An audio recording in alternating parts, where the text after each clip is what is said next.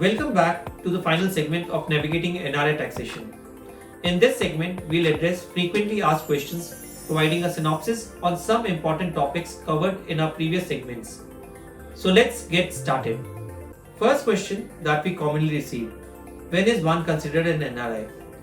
You qualify as a non-resident Indian when you are not a resident of India. A person becomes a resident if they stay in India for a financial year is 182 days or more, or 60 days or more, and 365 days or more in the 4 immediately preceding previous years. If these conditions are not met, you will be considered an NRI.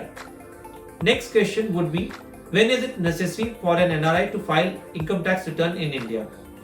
Similar to any other individual taxpayer, an NRI must file their income tax return in India if their gross total income received in India exceeds Rs 2.5 lakhs for a given financial year.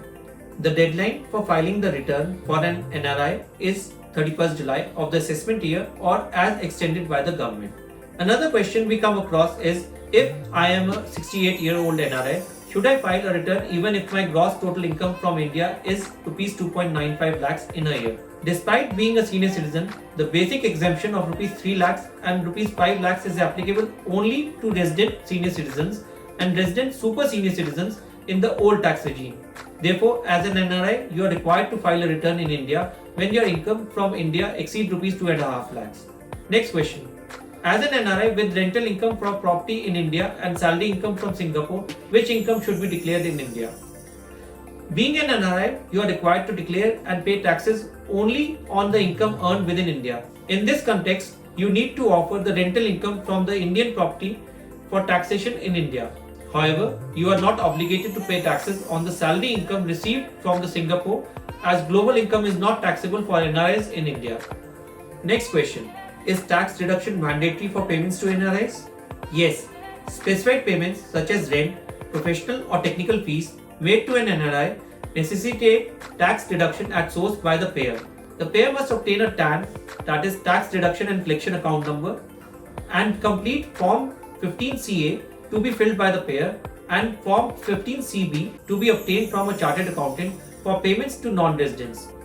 Next question: is an NRI subject to dual taxation on income received in India and in their country of residence? Yes.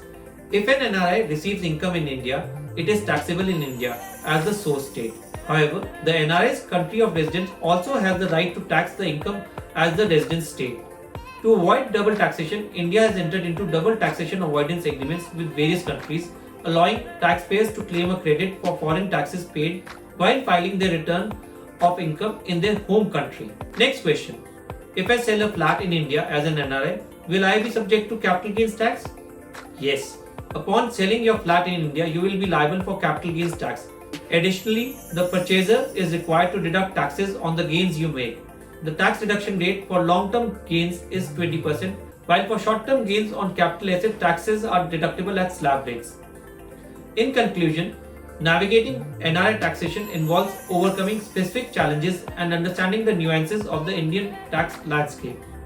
We hope this series has provided valuable insights to empower you in making informed financial decisions.